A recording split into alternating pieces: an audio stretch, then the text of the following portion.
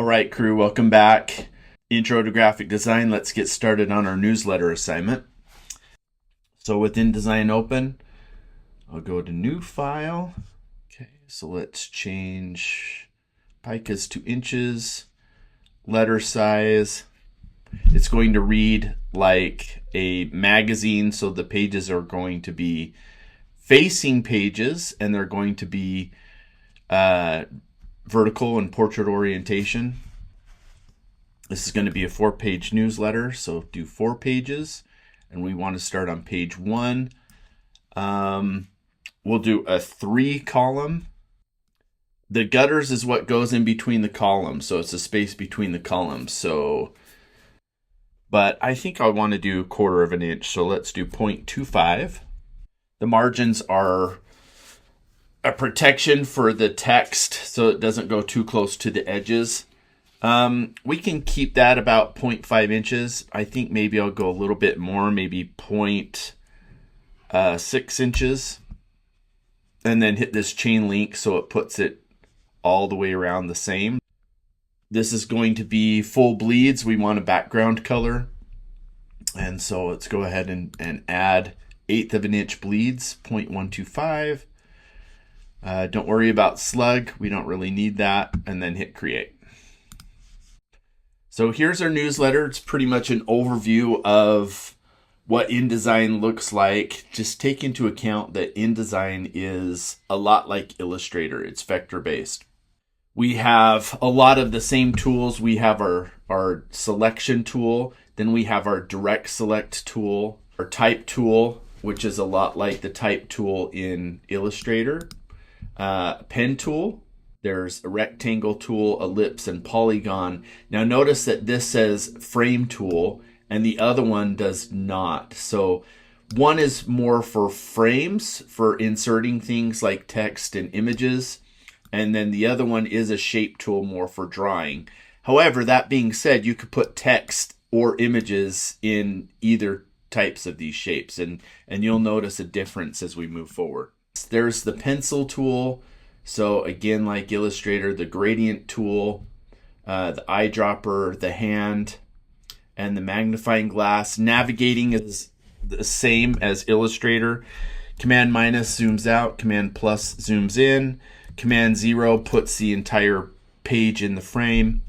If you hit the space bar, it gives you the hand and lets you grab the canvas and move it. So yeah, the navigation is very similar to Illustrator. Excellent. Let's go to Window and set up a workspace that we can all work with. I want to go to Essentials Classic.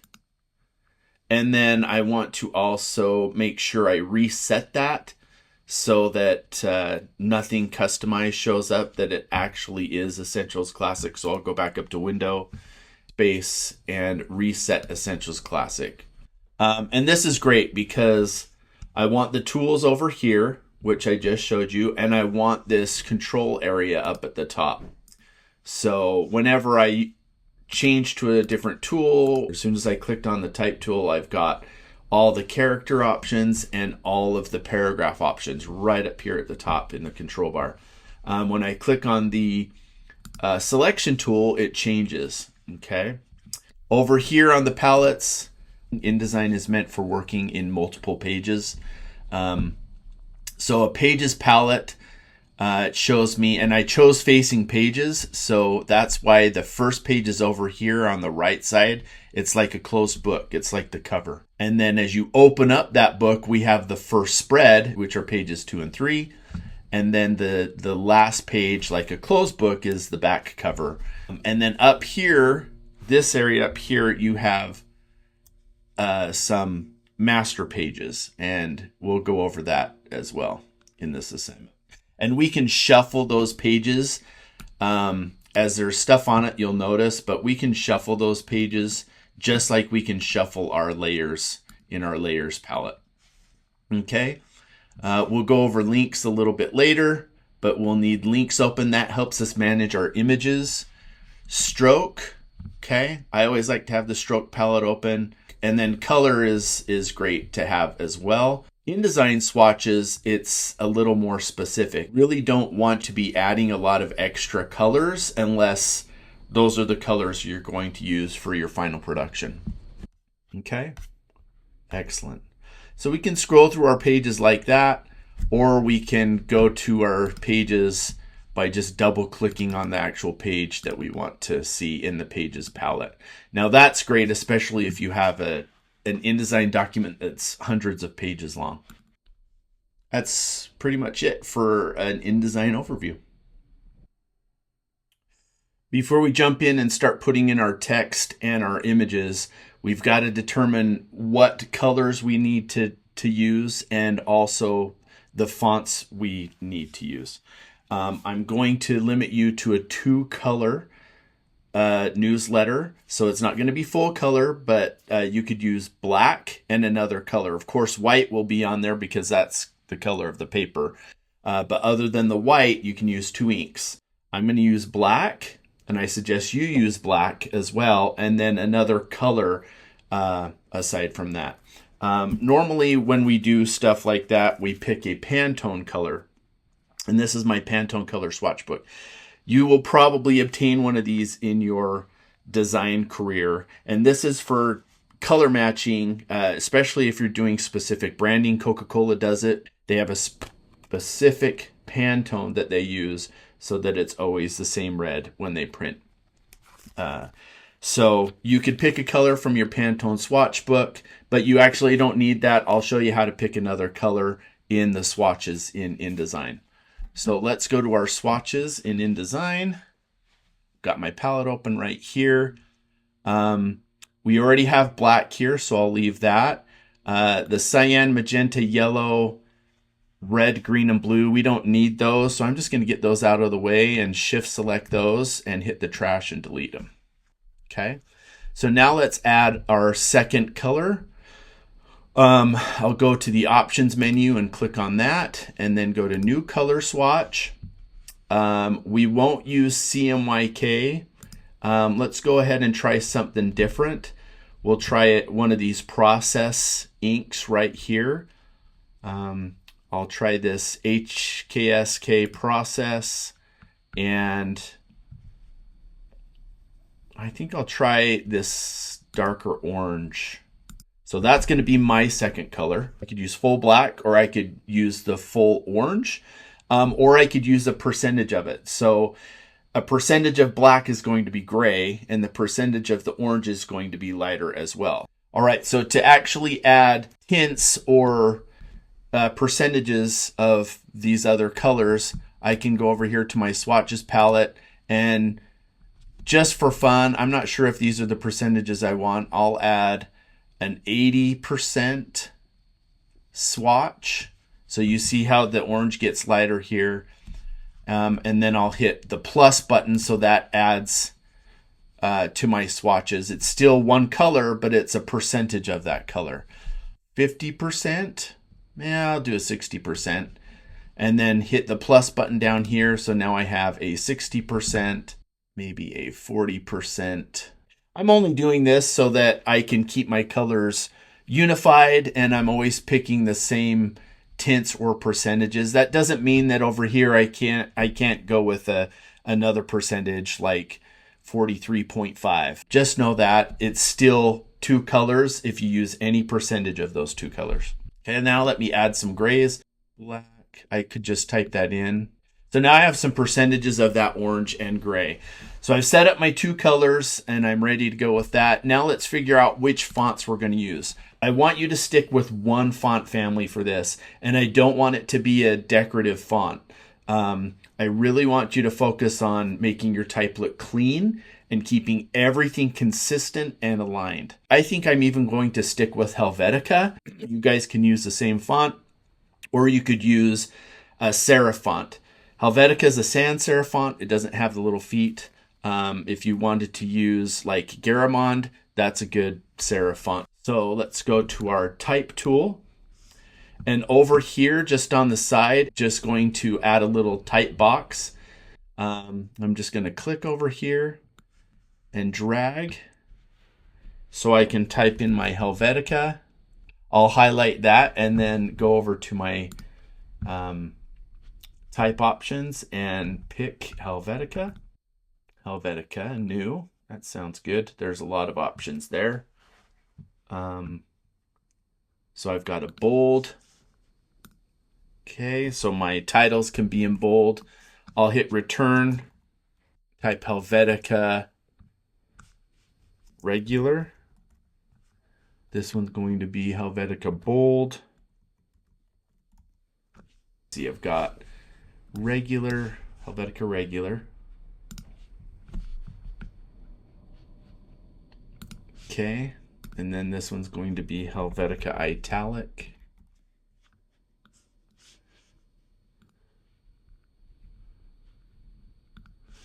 Okay, maybe I'll add a medium, so Helvetica medium.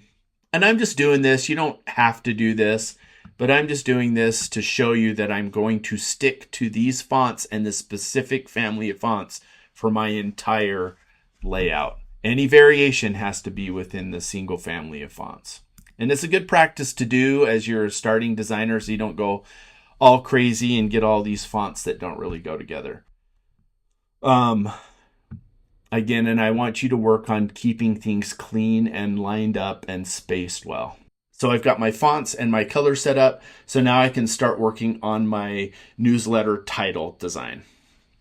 And I'm going to have you just put that in and illustrate that in InDesign. For the newsletter title, let's make it interesting.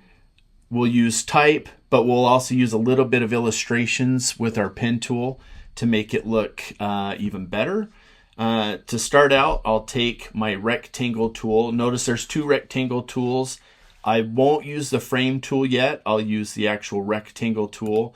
By default, just so you know, the rectangle tool will have a stroke on it. So sometimes you won't see that stroke. Just know that it's there so that you can delete it.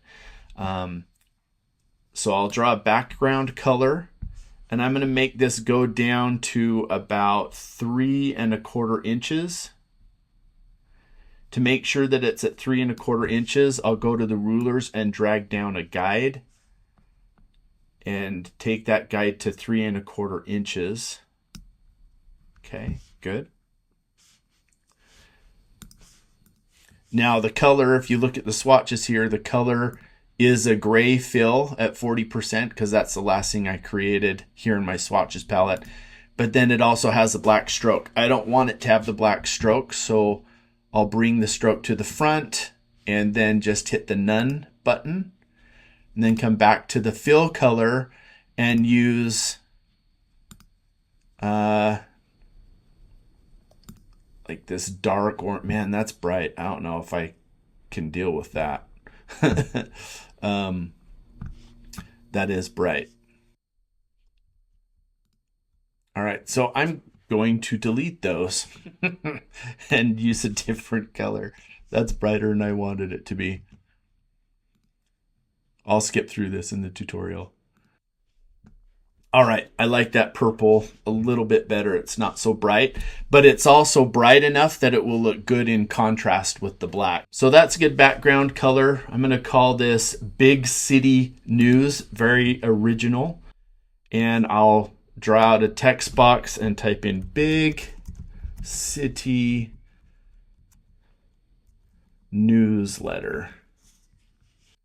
All right, so there's Big City News, but before I turn these into shapes, I want to tighten the spacing first. So I'll go up to my, highlight this, I'll put city on a separate line and maybe news on a separate line. I might just use news separate. So I'm gonna take all these and decrease the letter spacing and the kerning.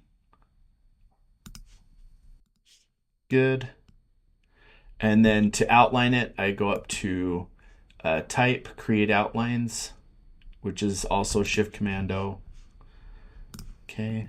And then ungroup it. So I want to object, ungroup. Again, pay attention to the key command. So Shift Command G is ungroup.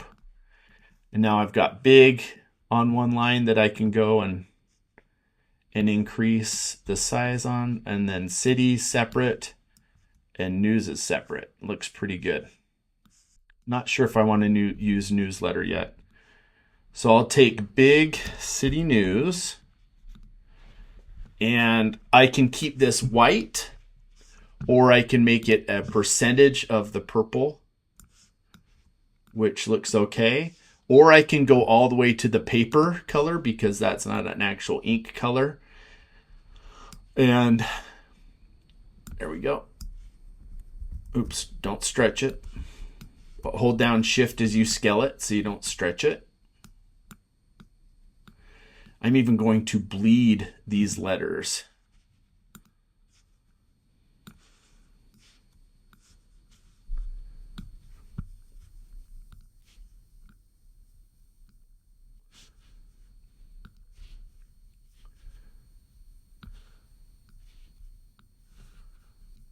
Oops.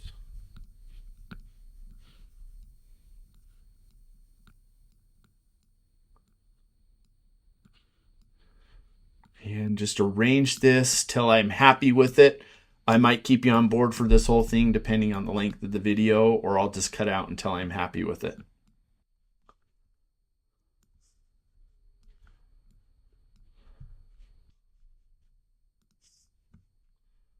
Make these look like buildings, I think. Okay, so my idea with this so far is to make those letters look like buildings. I don't know if I like it yet, but it's a little stretch. But I want you to have fun with this. I don't want you to type out the title and just leave it basic. I want you to have fun, ungroup it, and it doesn't have to be vertical. It can be horizontal, but I want you to do something fun with it and also illustrate a little something simple to go with it. And try and keep things cohesive. Don't just slap on shapes just because you slap on shapes. Since this is a big city newsletter, I'm going to try and make it look like a city and illustrate some buildings.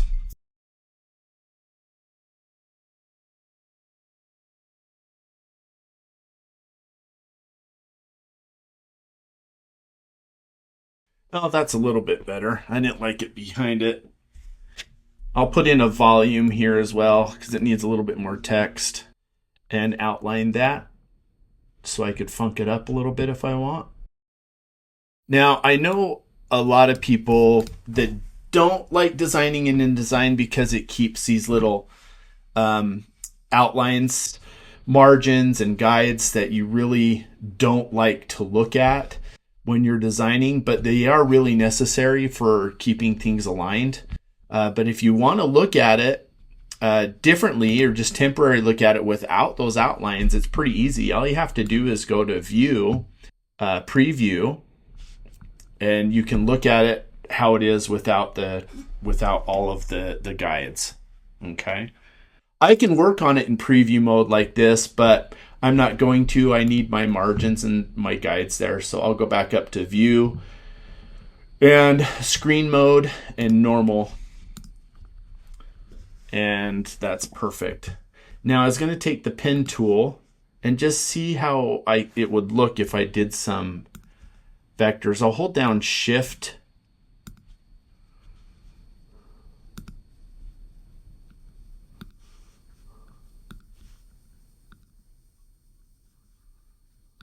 I'm holding down Shift so that my lines are exactly horizontal and vertical every time I click.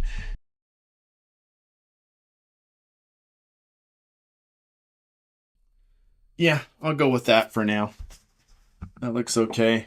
It's a little crazy, but whatever. I can always go back and change it. And I'm ready to start my text. All right, that looks pretty good as it is. I think I'm going to save it at this point. So I'll go File, Save As. So I'm going to call this not newsletter, but Big City Newsletter, in case I do other newsletters, which I probably would as a designer. So I'll call that Big City Newsletter. As you work on InDesign files, don't think of it as an InDesign file and only an InDesign file. We're going to be compiling images and text and all these other things into it. So we should create a job folder and save the newsletter and the images and text if we need to, all into that folder. So let's go ahead and create a new folder. I'll call this the Big City Newsletter folder. This is a practice that you should do whenever you're working in InDesign to keep everything all together. Okay, so Big City Newsletter folder. Hit OK. Save Big City Newsletter into our Big City Newsletter folder. And there we go.